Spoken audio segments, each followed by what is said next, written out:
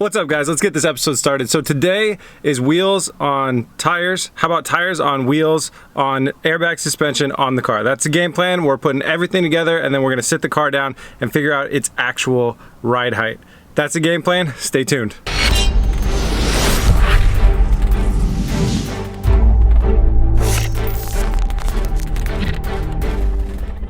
Only one problem with the game plan. I don't have all the wheels. The wheels are at FedEx somewhere downtown. So we're going downtown, getting wheels, uptown, getting tires put on wheels. Let's do it.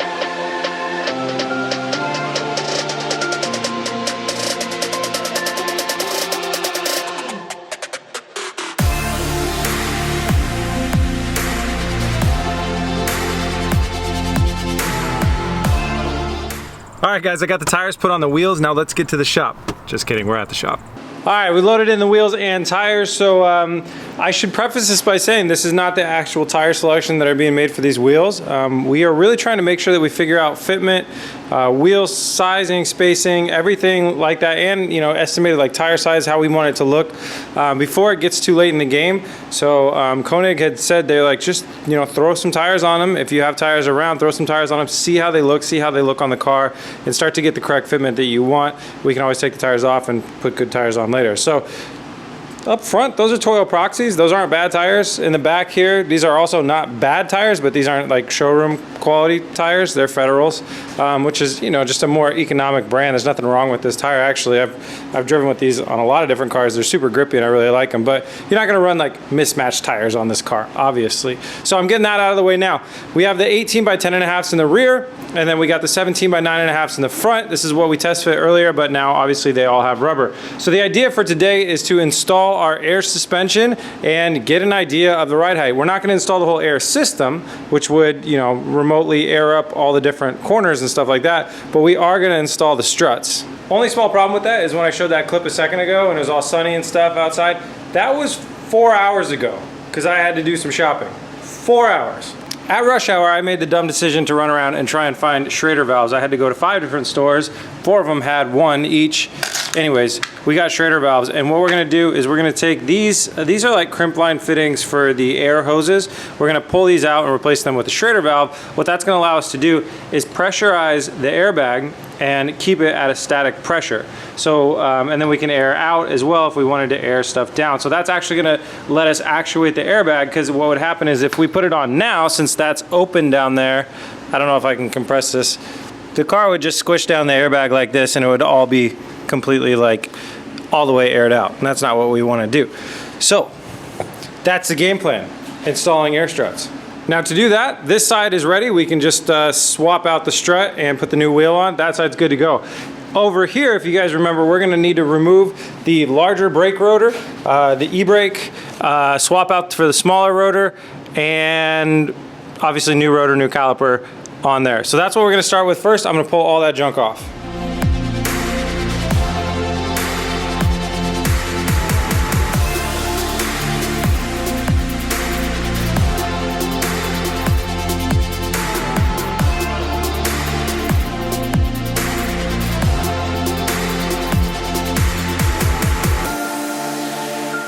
Okay, we got the brakes and the rotors on. Brake caliper, rotor right here. Notice the L, that means the left, as in the driver's side in the United States. So those are on right. For all the commenters that are saying they're on backwards, they are not.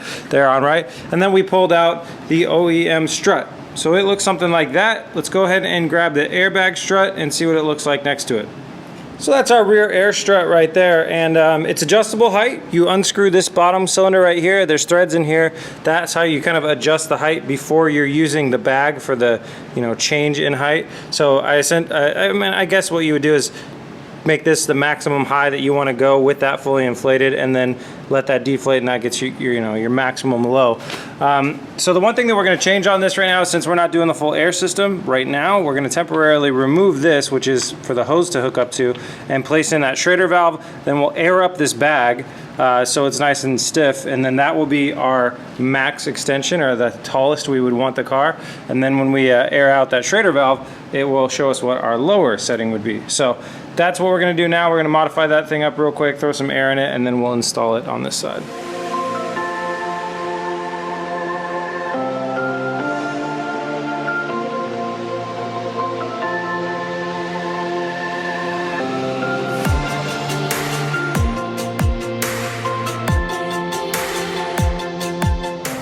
All right, we got the first strut installed. I actually had to install the tire as well just to be able to kind of like level out the load and push that centering pin in down there. It's not a centering pin, it's the mounting pin that mounts the strut to the knuckle. So that's on there and fully aired up. And you can see, you know, there's all that bag room that's gonna air down. Now, when you consider that we have a body kit coming in that we're meant to like cut this fender, I am concerned that our maximum air down is actually still gonna be too high. So I've grabbed this other one out of the box right now, and you can see that the limiting factor here of the height of this seems to be, you know, in here. It's built to be this tall. It might be built to be that tall because it's for an M5. I'm not really sure. But what I'm going to do is I'm going to go ahead and take this apart, and I'm going to see if this is just a threaded cylinder and this is just a threaded cylinder and it has threads all the way down. We may be able to say take an inch off of here or 2 inches or whatever and thread this thing on there and actually make this whole thing shorter. I obviously wouldn't do that without first you know, talking to the manufacturer and making sure that's a safe thing to do, which I'm sure they're going to say no, don't do that. But anyways, let's take it apart and find out.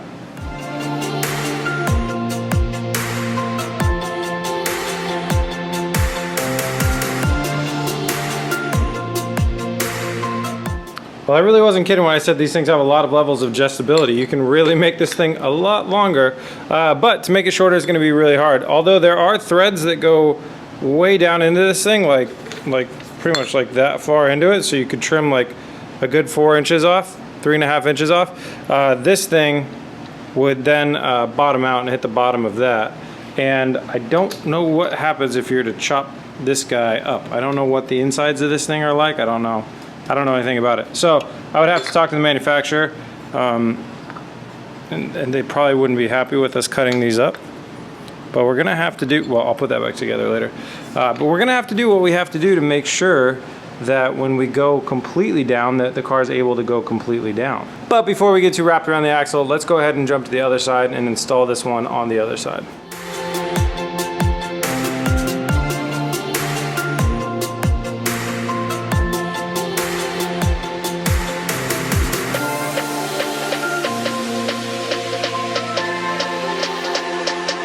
All right, that's the second back one on.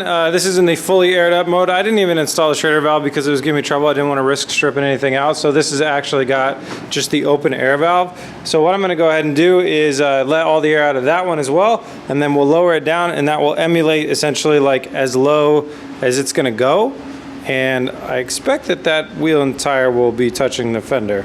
I'm not really sure. Let's see how it goes.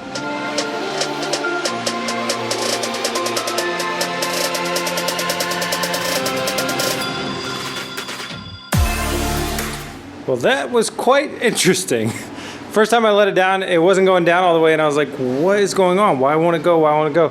I realized the jack was under the diff. The diff got so close to the ground that the space between the jack and that rubber thing, that padding that I have there, was holding the car up by the diff. Pulled that out, and then it hard bottomed again one more time, and the weird drop down things from the frame rails that we've left behind here, these are just remnants. They basically need to get cut here and extended back to here. These are holding the car up on the back, although this seems to be touching as well. So, if we look at where the diff is off of the ground right there, it's like 2 inches, 3 inches. That looks closer to 3 inches than 2. Sorry, you can't really see from there. How about from here? I don't know. There we go. That's the diff right there. So remember when I looked at the shock and I was measuring and it had like 4 inches of play. If I do contact the manufacturer, now I don't know if these are bottomed out all the way either because that's touching the ground. But if I contact the manufacturer and he tells me that threaded part doesn't actually have anything like gaseous or anything in there, it's just like a metal sleeve, we could just take that thing, put it in the bandsaw, chop it, drop them down 2 more inches, and then that would get our car maximum low without having to change the cylinder of the strut. So that would be cool. It's crazy looking right now. Let's go ahead and move on to the front. What I'm gonna do is I'm just gonna jack up the front and, well, dang it, we got to do that whole rotor stuff over here too. Let's go ahead and jump on this side. We'll pull off the giant M5 brake caliper and rotor and do our rotor swap on this side.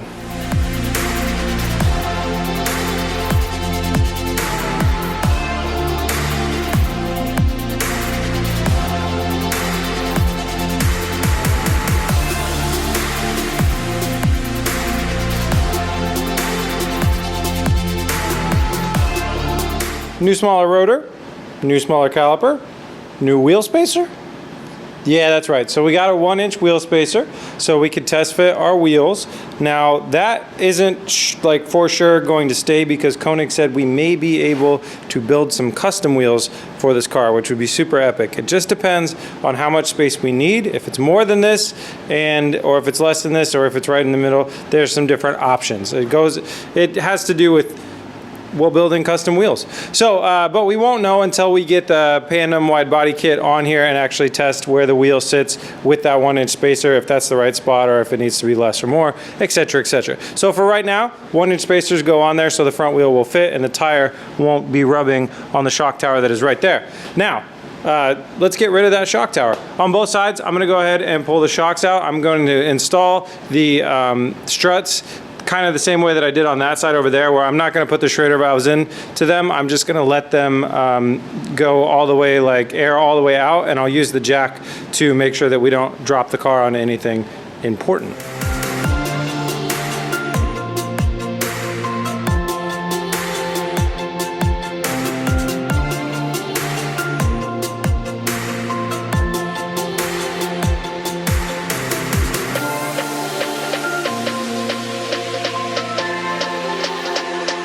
Well, at first glance, it looks like our 1-inch wheel spacer is cutting it really close to hitting the strut tower. In theory, or not the strut tower, sorry, just the strut. But in theory, those two things shouldn't get any closer to each other. I don't know, man. That's pretty sketchy. Probably gonna need to push it out a little bit more. But again, once we put a fender on here and then the wide body kit, we'll kind of know where we want this thing to land. If we want it closer in this way, which we can't really go any closer, or if we want it further out.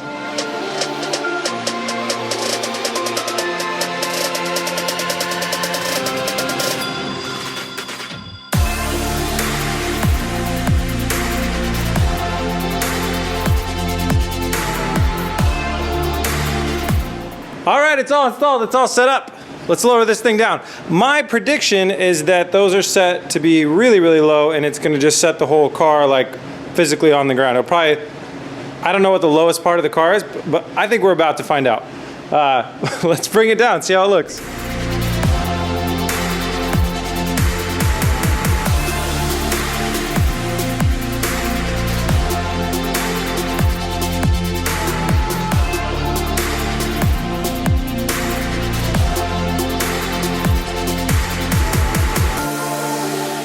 It is low, and when you can see with that fender on there how big those front wheels look. That's what I was talking about when I was saying like it's important to get these front wheels to be smaller. So I know that when we go to order tires, I'm really going to be ordering some tires that try and bring down the radius of these front tires or the front wheels, and also kind of squeeze in. So here's what I'm thinking is it is low, but I don't like how much height we have there in the center.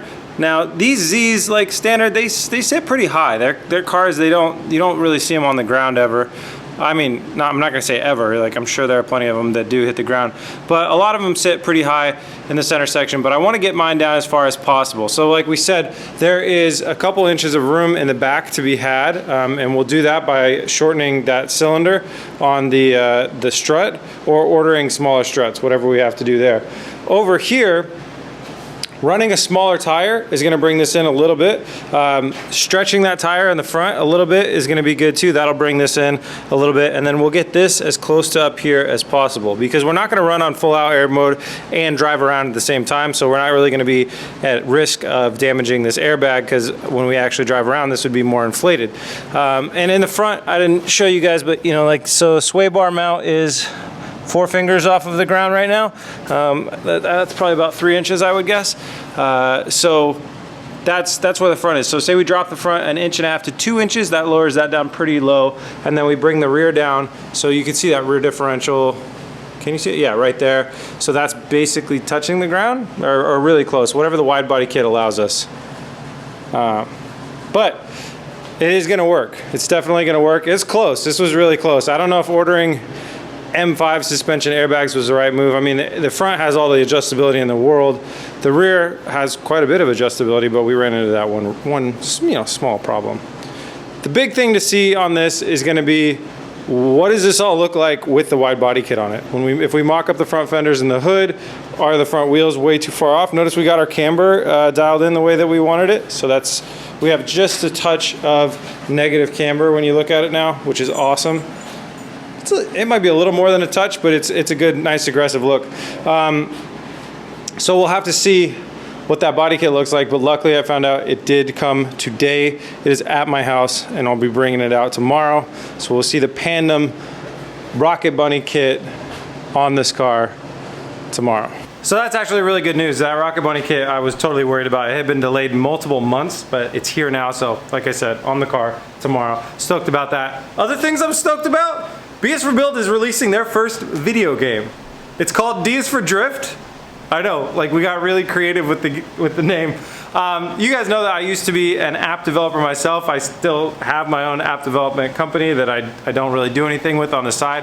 A while back, I met up with some indie developers that were developing a drifting game, and I kind of joined in on the team and worked with them to build D is for Drift. This is like a true fun game, grassroots. This isn't like one of those like corporate ads that I ever do or anything like that. This is an actual thing that I helped build along with a team of indie developers. It was me and 3 other dudes that made this game. I'm showing you some in-game footage right now of what the game is like. There are some BS for Build cars that you can also access in the game, and it's gonna be free for iOS and Android. So I'm hyping it up now. I'm building up the hype. Tomorrow, what day is tomorrow? Thursday, the app drops. So with any app, the more people that go off and just like rush off and download it, it helps kind of boost you up the app store. So hopefully, you know, other people that maybe didn't see this episode or whatever, or tomorrow's episode, will get it and join in and stuff like that. But like I said, it's free, so you got nothing to lose, iOS and Android. Tomorrow the thing drops. I'll put links on my Instagram, Facebook, and I'll put a link in tomorrow's episode.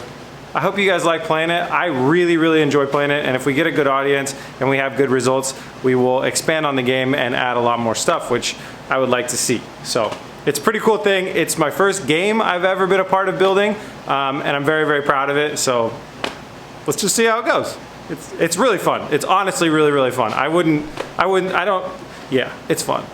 All right, guys, that's it. It's late. I gotta go home. I will see you tomorrow.